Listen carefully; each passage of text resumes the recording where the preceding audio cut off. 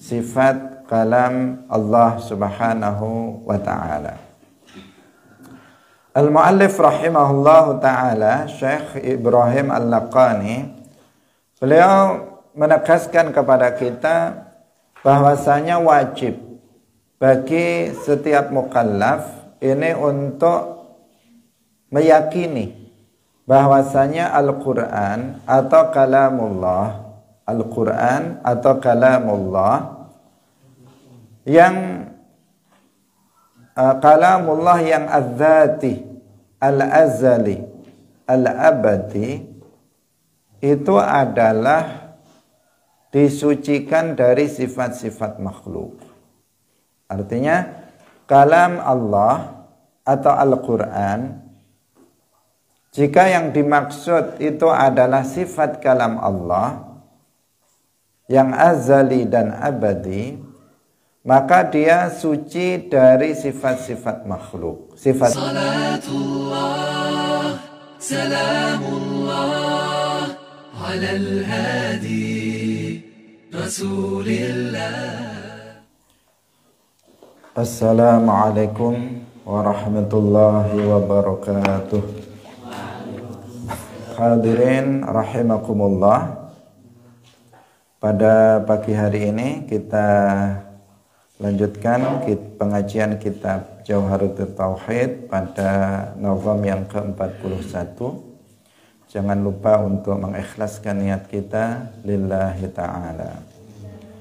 Qala al-muallif rahimahullahu ta'ala wa nazzihil qur'ana ay kalamah 'anil huduthi wahdhar intiqamah wa kullu nassin lil huduthi dalla ihmil 'ala al-lafzi alladhi qad dalla wa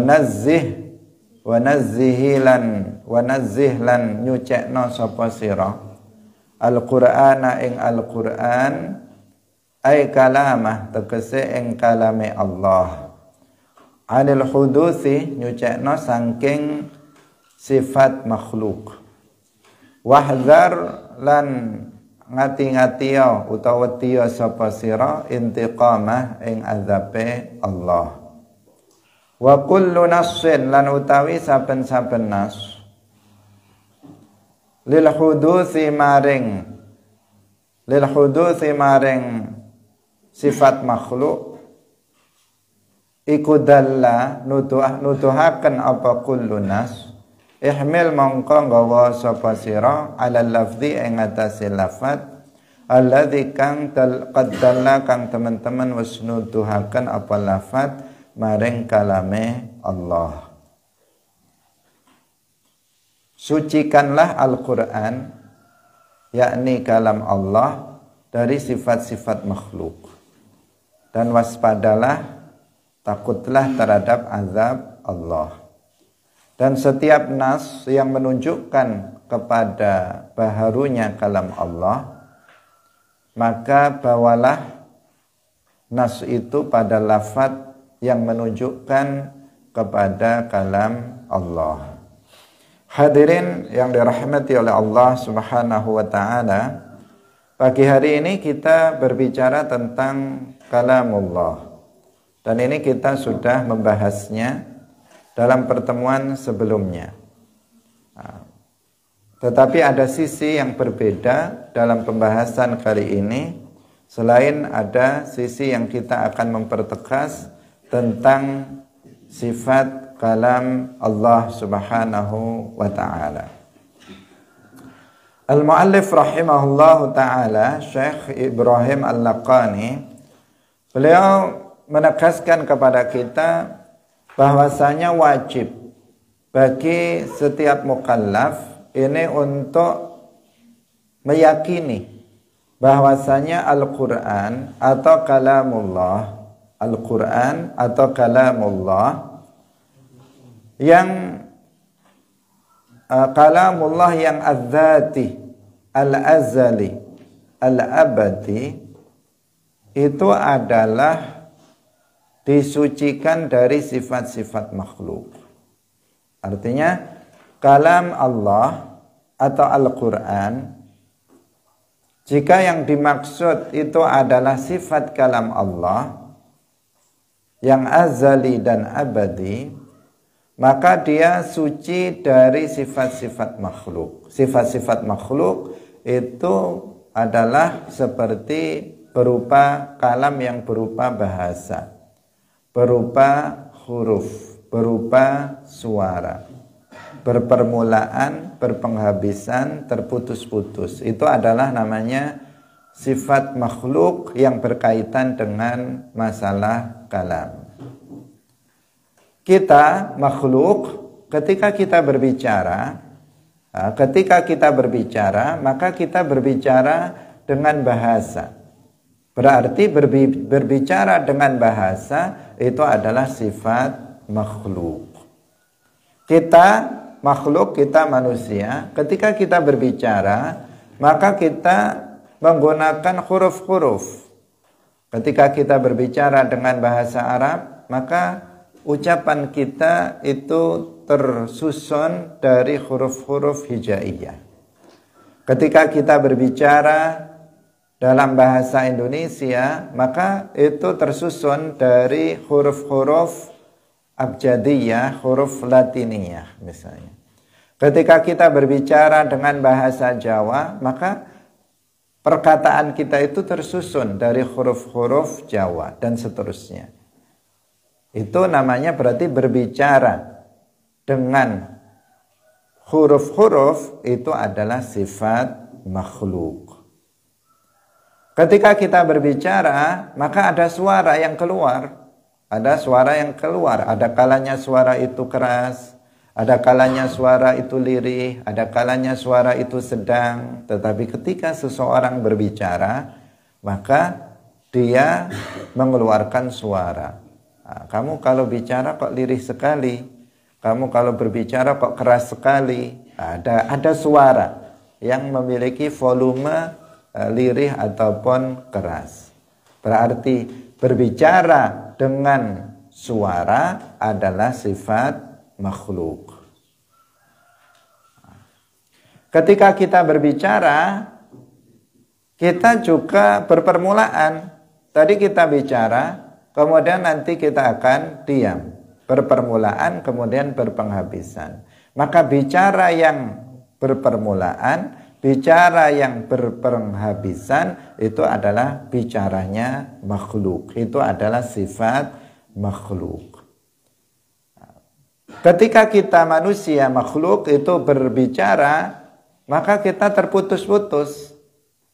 Terputus-putus. Bicara satu kalimat, kemudian diam. Kemudian bicara lagi satu kalimat, kemudian diam. Berbicara lagi satu kalimat, kemudian diam. Itu berbicaranya manusia, makhluk. Sedangkan Allah subhanahu wa ta'ala berbeda dengan makhluk. Maka muallif rahimahullahu ta'ala mengatakan sucikanlah kalam Allah dari sifat makhluk. Maka kalam Allah berarti bukan berupa bahasa, bukan bahasa Arab, bukan bahasa Ibrani, bukan bahasa Suryani, bukan bahasa-bahasa yang lainnya. Kalam Allah berarti juga bukan huruf, karena bicara dengan huruf itu sifat makhluk, bicara dengan bahasa itu sifat makhluk, maka kalam Allah juga bukan berupa huruf, bukan berupa huruf-huruf hijaiyah, bukan berupa huruf-huruf abjadiyah atau huruf-huruf yang lainnya.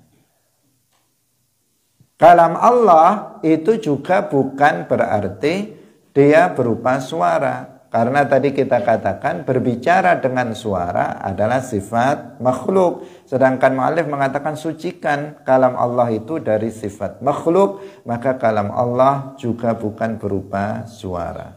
Bukan berupa suara yang lirih, bukan berupa suara yang keras, atau bukan berupa suara yang sedang. Bukan suara sama sekali.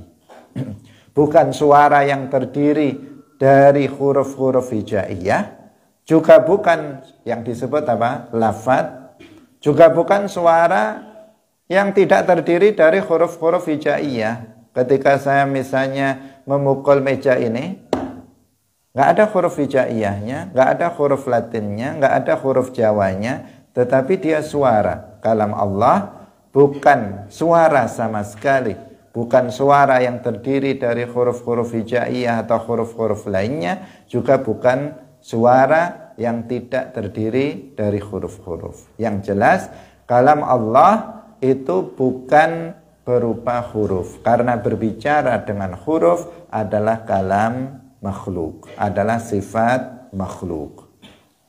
Kalam Allah berarti tidak juga berpermulaan, tidak juga berpenghabisan, karena berbicara yang berpermulaan dan berpenghabisan itu adalah bicaranya makhluk, bukan kalamnya Allah. Itu adalah sifat makhluk, yang mana kalam Allah harus disucikan dari sifat makhluk.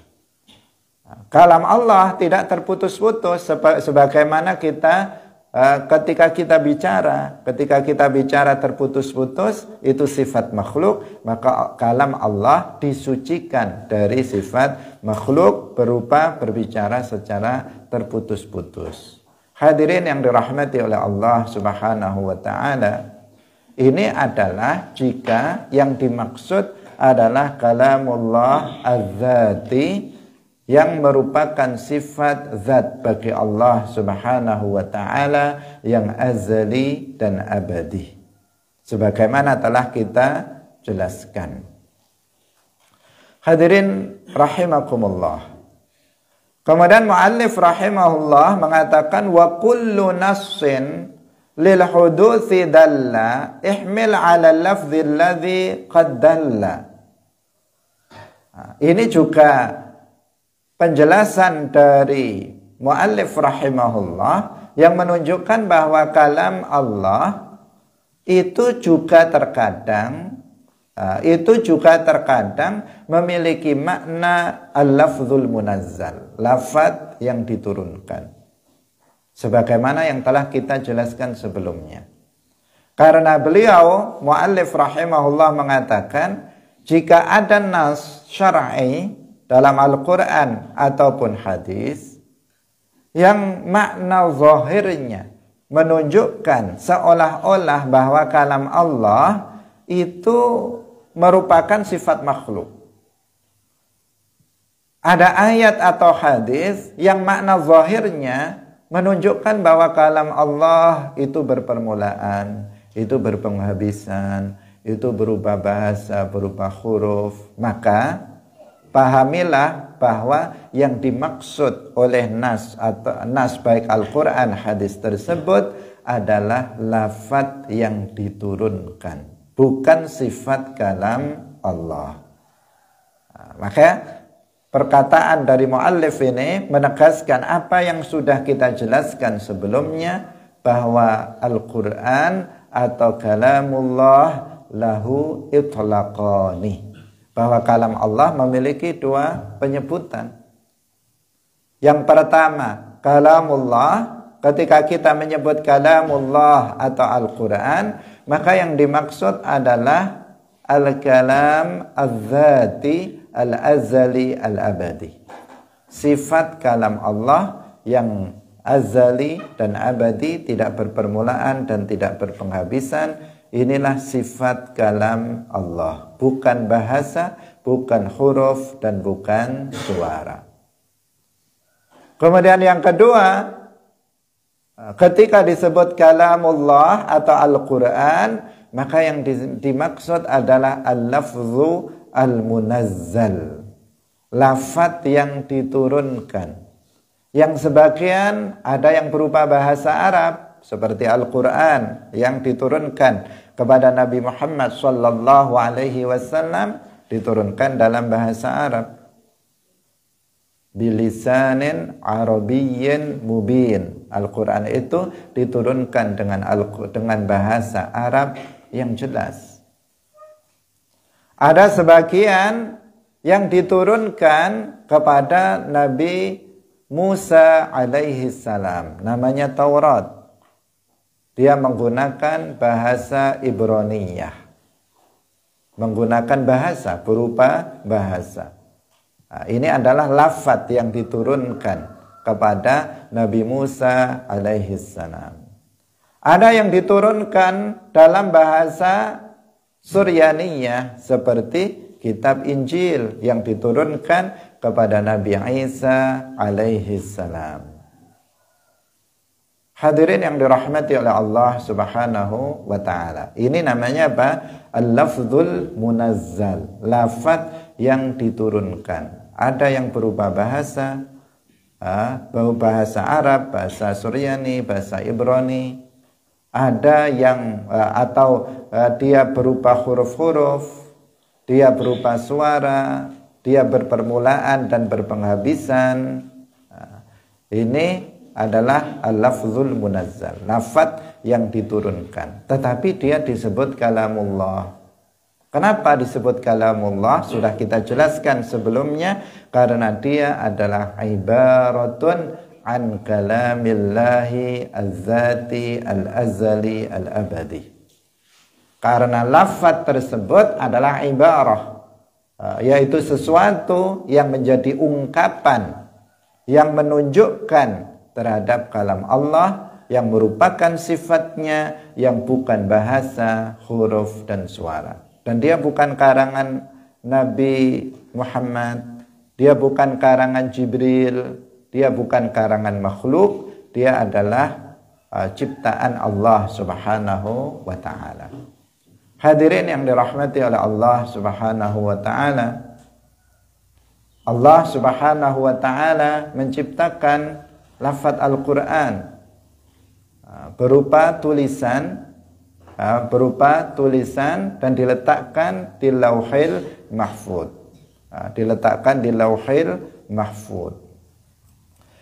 Kemudian Allah Subhanahu wa taala juga menciptakan suara Al-Qur'an. Allah menciptakan tulisan Al-Qur'an. Allah juga menciptakan menciptakan suara Al-Qur'an. Tulisan Al-Qur'an itu diletakkan di Lauhil Mahfuz 30 juz seperti yang kita lihat sekarang di dunia, urutannya, susunannya seperti yang kita lihat sekarang ini. Diawali dengan suratul Fatihah dan diakhiri dengan suratul Nas. Pada malam Lailatul Qadar, Allah Subhanahu wa taala memerintahkan kepada Jibril untuk menurunkan Al-Qur'an yang ada di Lauhil Mahfuz ila sama'id dunya, ke langit dunia. Di sebuah tempat namanya Baitul Izzah. Di tempat itulah Al-Qur'an yang 30 juz berupa tulisan diturunkan oleh Allah Subhanahu wa taala melalui malaikat Jibril alaihissalam. Keesokan harinya Allah Subhanahu wa taala memerintahkan kepada Jibril untuk menurunkan kepada Nabi Muhammad sallallahu alaihi wasallam. Setelah beliau diperdengarkan suara Al-Qur'an ciptaan Allah, sehingga malaikat Jibril alaihissalam menjadi tahu tulisan Al-Qur'an, dan dia malaikat Jibril juga mengetahui suara Al-Qur'an.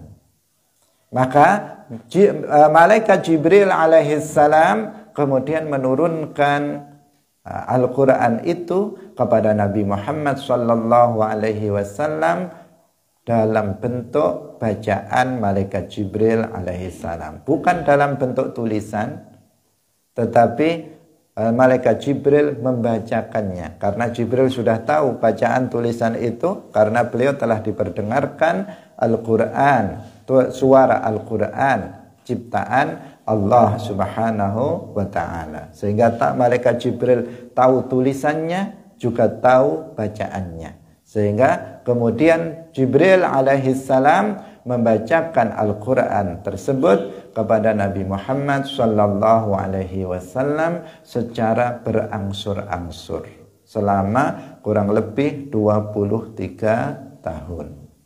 Ayat demi ayat, surat demi surat, munajjaman mufarraqan diturunkan kepada Nabi Muhammad sallallahu alaihi wasallam. Itu adalah al-lafzul munazzal, lafaz yang diturunkan.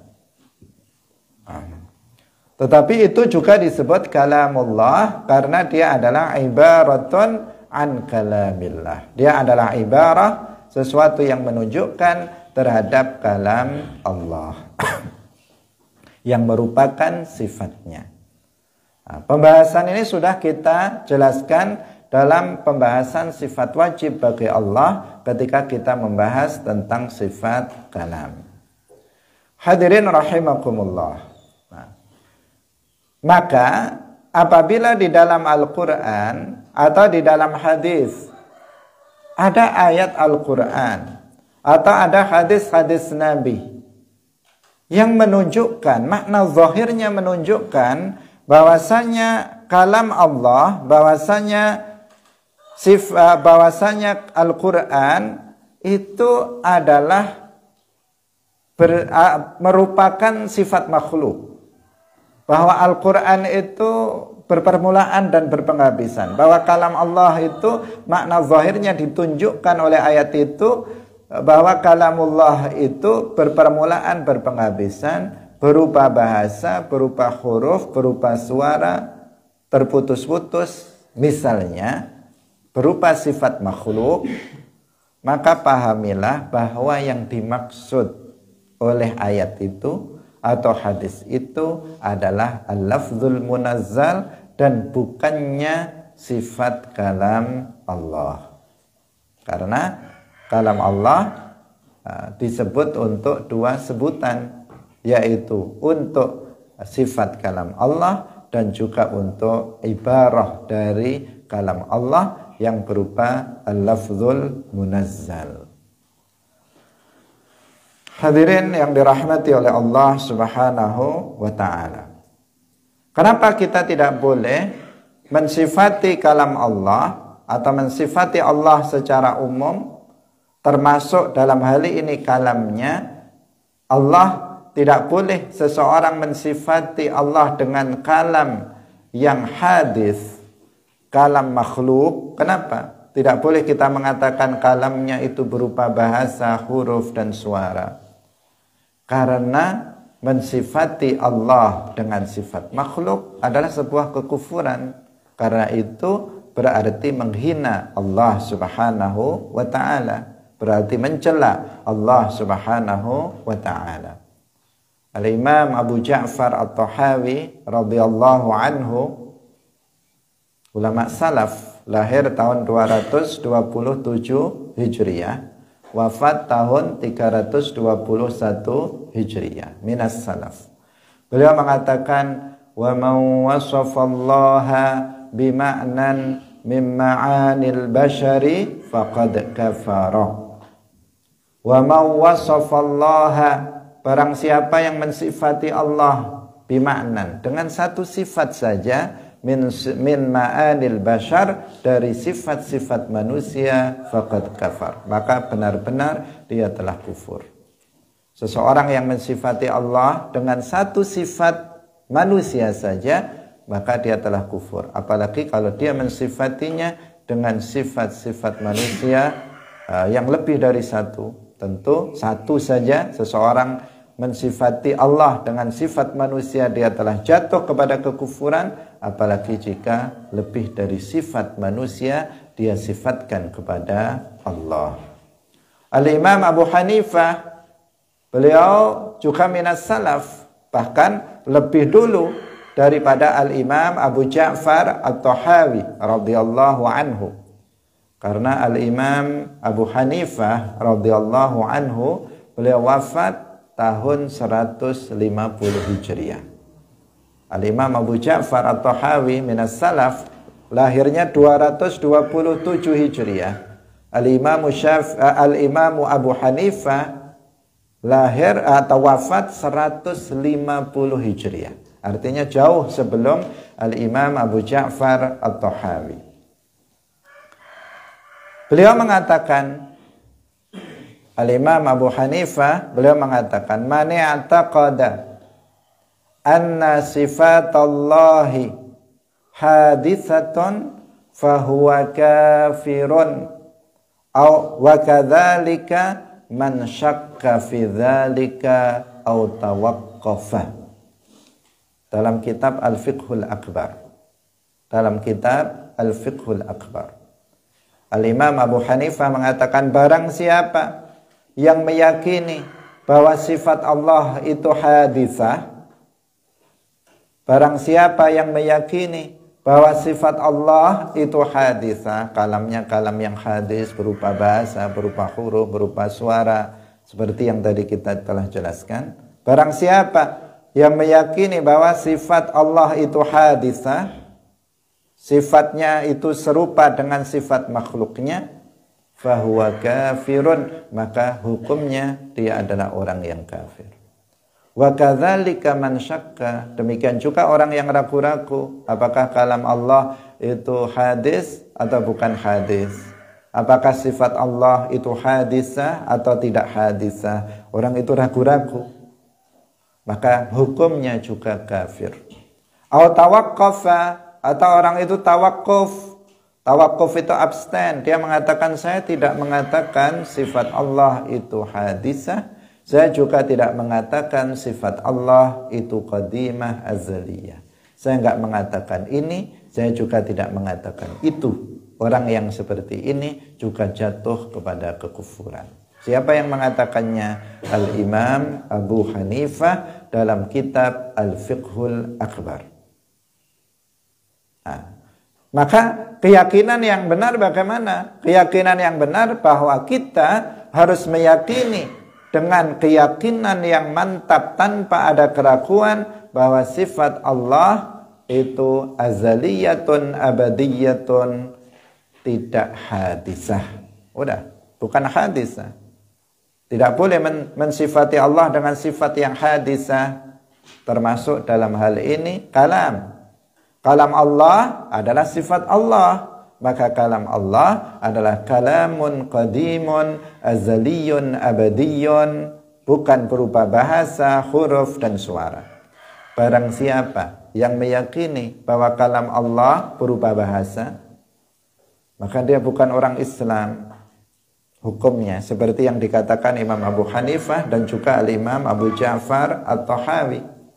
Kalau ada seseorang yang meyakini kalam Allah yang merupakan sifatnya itu berupa huruf, berupa suara, maka dia bukan muslim. Hukumnya kafir, sebagaimana ditegaskan oleh Al-Imam Abu Hanifah radhiyallahu anhu. Karena itu hati-hati. Hati-hati. Kita wajib meyakini bahwa kalam Allah yang merupakan sifatnya, itu azaliyun abadiyun, bukan bahasa, bukan huruf, bukan suara, suci, disucikan dari sifat-sifat makhluk. Adapun jika di dalam Al-Quran ada ayat atau dalam hadis ada hadis yang menunjukkan seolah-olah sifat kalam Allah, atau yang menunjukkan seolah-olah kalam Allah itu berupa bahasa, huruf dan suara, berupa sifat makhluk, maka yang dimaksud adalah al-lafzul munazzal, lafaz yang diturunkan kepada sebagian para nabi. Hadirin rahimakumullah. Di antara ayat itu misalnya di dalam Al-Quran disebutkan wa in ahadum minal musyrikin astajaraka fa'ajirhu hatta yasma'a kalamallahi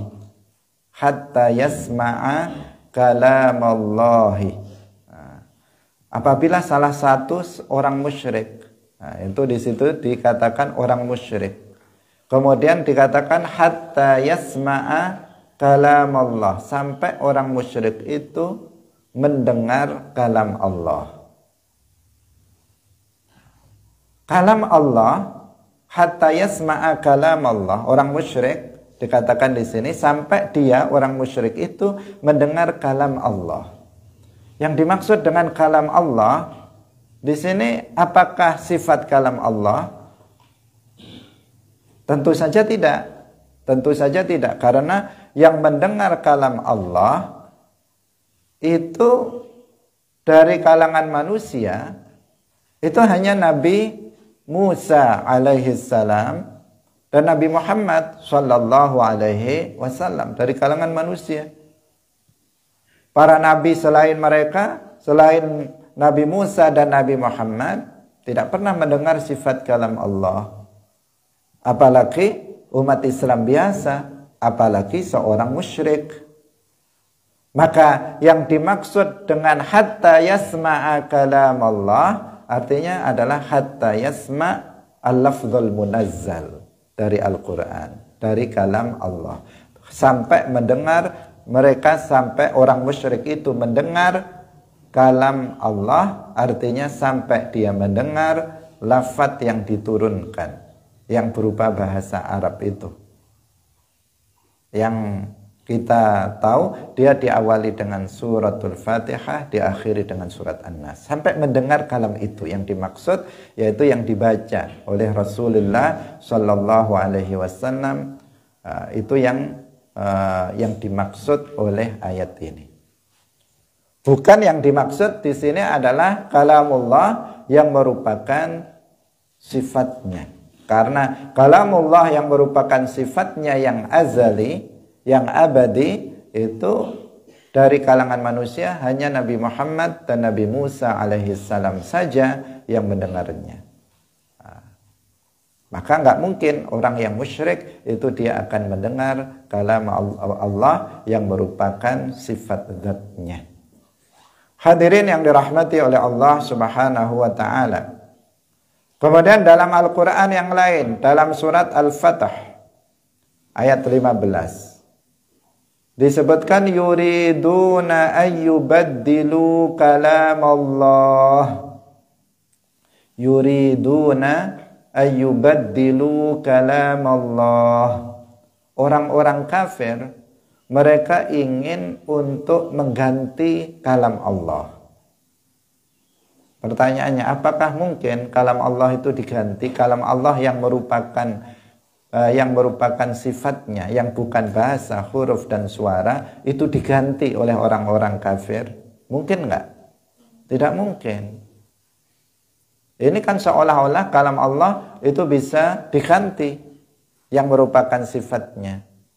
Tetapi ketahuilah, makna yang dimaksud dengan kalamullah di sini bukan sifat kalam Allah, tetapi yang dimaksud adalah al-lafzu al-munazzal, lafaz yang diturunkan kepada Nabi Muhammad. Bahwa orang-orang kafir mereka ingin untuk mengganti lafaz yang diturunkan, mengganti Al-Quran yang berupa lafaz yang diturunkan kepada Nabi Muhammad sallallahu alaihi wasallam. Tetapi nggak akan bisa, nggak akan ada manusia yang bisa merubah kalamullah.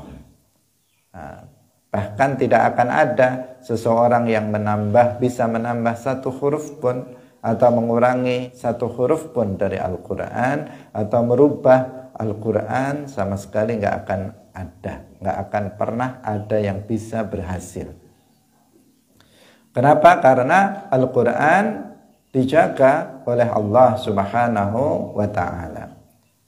Allah subhanahu wa ta'ala di dalam Al-Quran berfirman, inna nahnu nazzalna dzikra wa inna lahu lahafizun.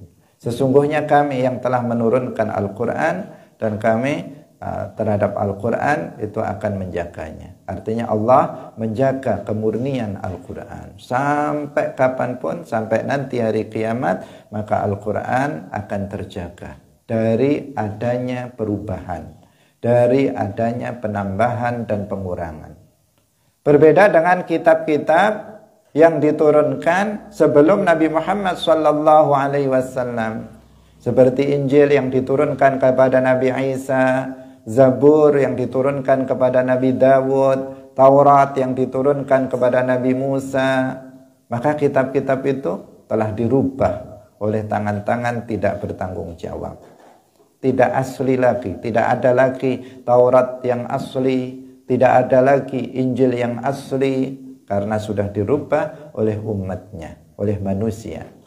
Sementara Al-Quran, sejak Al-Quran diturunkan sampai sekarang dan nanti sampai kapanpun, Al-Quran akan tetap terjaga kemurniannya, tidak akan berubah.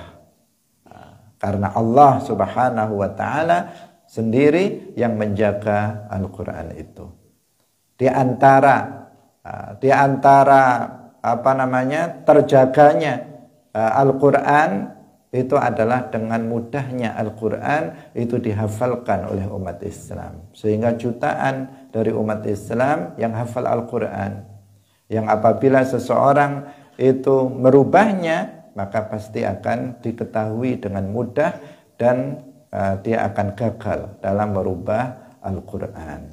Hadirin yang dirahmati oleh Allah Subhanahu wa Ta'ala, yuriduna ayyubaddilu kalam Allah. Artinya mereka orang-orang kafir itu ingin untuk merubah lafaz yang diturunkan, Al-Quran yang berupa lafaz yang diturunkan. Bukan mereka ingin merubah sifat kalam Allah. Bagaimana mereka merubah sifat kalam Allah? Mereka nggak akan mampu. Nah, ayat ini makna zahirnya seakan-akan kalam Allah itu hadis. Maka harus difahami bahwa yang dimaksud kalamullah dalam ayat ini adalah al-lafzu al-munazzal. Lafaz yang diturunkan kepada Nabi Muhammad sallallahu alaihi wasallam. Ayat yang lain Allah Subhanahu wa Ta'ala berfirman, innahu laqawlu rasulin karim. Innahu laqawlu rasulin karim. Sesungguhnya Al-Quran itu adalah bacaan Rasul yang mulia. Seluruh para ulama tafsir itu telah bersepakat bahwa yang dimaksud dengan Rasulun Karim itu adalah Jibril alaihi salam. Innahu laqawlu rasulin karim. Sesungguhnya Al-Quran itu adalah benar-benar berupa bacaan malaikat Jibril. Malaikat Jibril yang membacakannya kepada Nabi Muhammad sallallahu alaihi wasallam.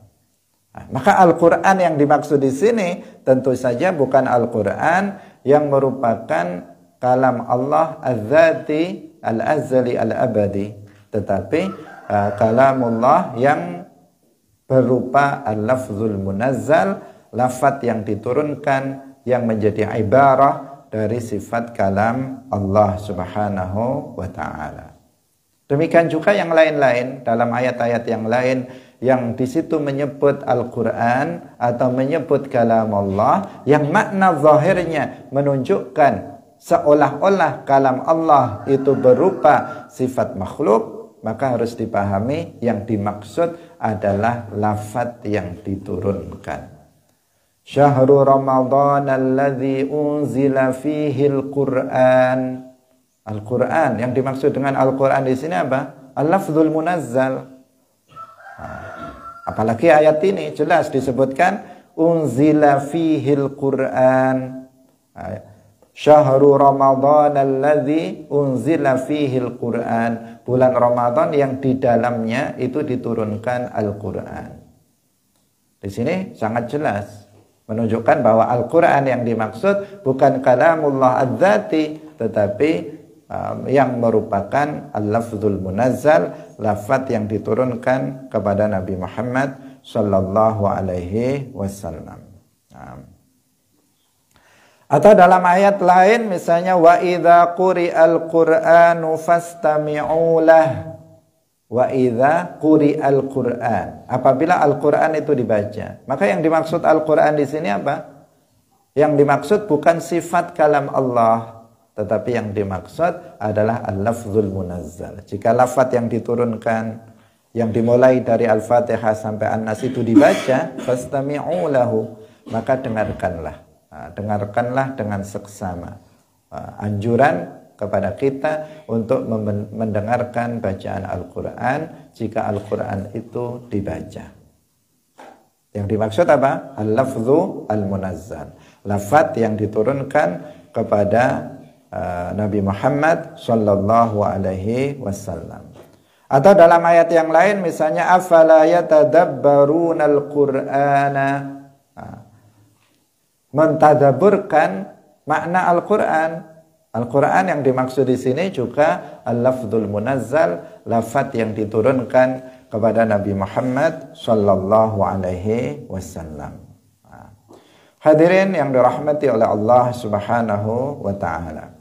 Jadi dalam nazam ini 41 dan 42 ini adalah penegasan dari muallif rahimahullahu taala Syekh Ibrahim Al-Laqani bahwasanya kalamullah lahu itlaqani, bahwa kalam Allah memiliki dua penyebutan.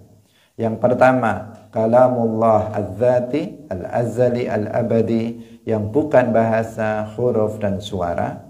Ini adalah sifat kalam Allah. Dan yang kedua adalah al-lafzul munazzal, lafaz yang diturunkan kepada sebagian para nabinya, yang dia berupa bahasa, huruf, dan suara.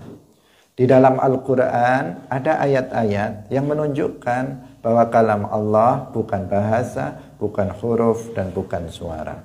Di dalam Al-Quran juga ada ayat-ayat yang menunjukkan seolah-olah kalam Allah itu berupa bahasa, huruf, dan suara. Maka keduanya bukan untuk dipertentangkan.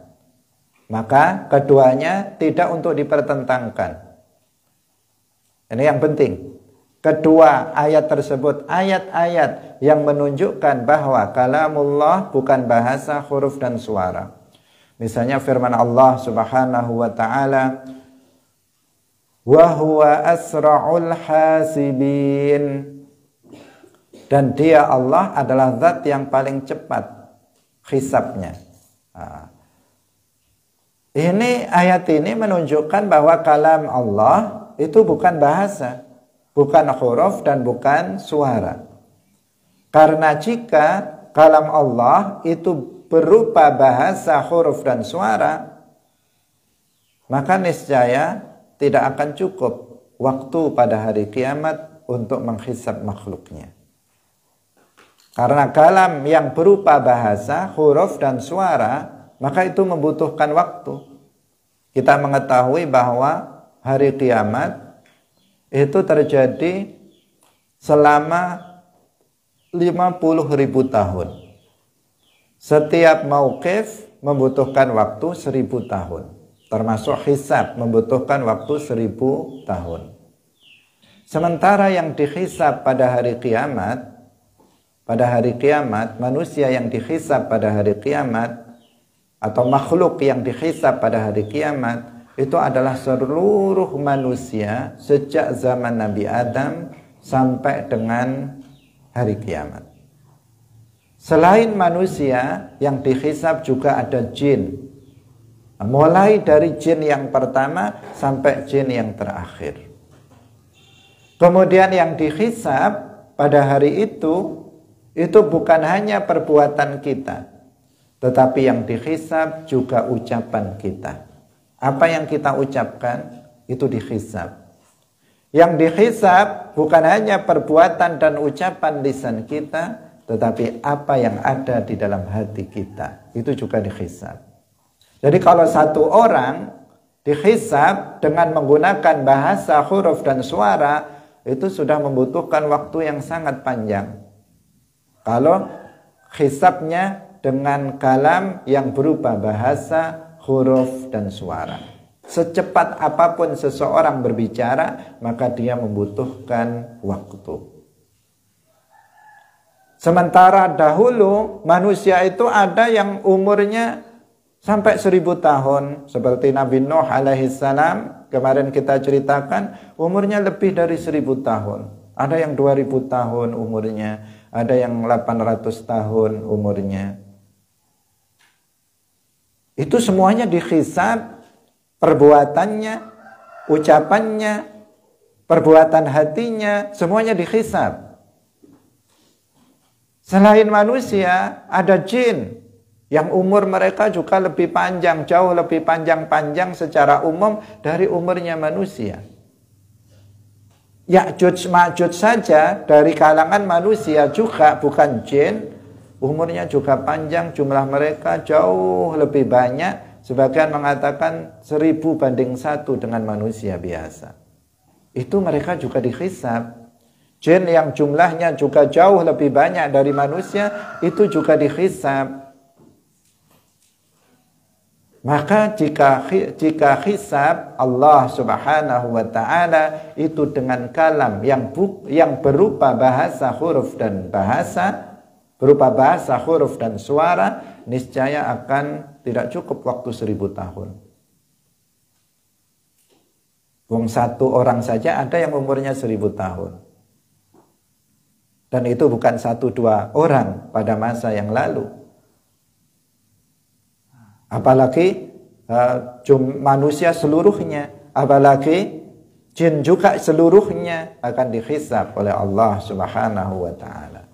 Maka para ulama berdasarkan ayat ini, wa huwa asra'ul hasibin, mengatakan ini menunjukkan bahwa kalam Allah itu bukan bahasa, bukan huruf, dan bukan suara. Di satu sisi ada ayat yang menunjukkan bahwa kalam Allah bukan bahasa, huruf, dan suara. Tetapi di sisi yang lain ada juga ayat yang menunjukkan seolah-olah kalam Allah itu berupa bahasa, huruf, dan suara. Seperti tadi dalam Al-Quran, hatta yasma'a kalam Allah yuriduna ayyubaddilu kalam Allah. Ini menunjukkan seakan-akan kalam Allah berupa bahasa, berupa huruf, dan berupa suara. Ayat-ayat ini tidak untuk dipertentangkan, tetapi untuk dipahami dengan benar, dikompromikan maknanya. Bahwa, ini yang dijelaskan oleh mu'allif, bahwa ayat-ayat yang menunjukkan bahwa kalam Allah itu azali abadi, bukan bahasa, huruf, dan suara. Yang dimaksud di sini adalah kalamullah az-zati yang merupakan sifatnya. Sedangkan ayat-ayat yang menunjukkan seolah-olah bahwa kalam Allah itu berupa bahasa, huruf, dan suara, maka yang dimaksud adalah al-lafzu al-munazzal, lafaz yang diturunkan. Nah, keduanya sudah klop, tidak ada tanakut, tidak ada kontradiksi antara satu ayat dengan ayat yang lain. Karena memang ayat-ayat Al-Quran tidak ada tanakut, tidak ada tanakudat di dalamnya. Seperti yang sering kita tegaskan bahwa ayat-ayat Al-Quran itu yata'adad, itu saling mendukung satu dengan yang lain, yataqawwa, saling memperkuat satu dengan yang lain, saling menafsirkan satu dengan yang lain, bukan saling bertentangan satu dengan yang lain. Jika kita melihat zahirnya ada yang kayak bertentangan, maka kita harus pahami dengan pemahaman yang benar sebagaimana yang dijelaskan oleh para ulama, termasuk dalam masalah kalamullah yang kita bahas pada pagi hari ini.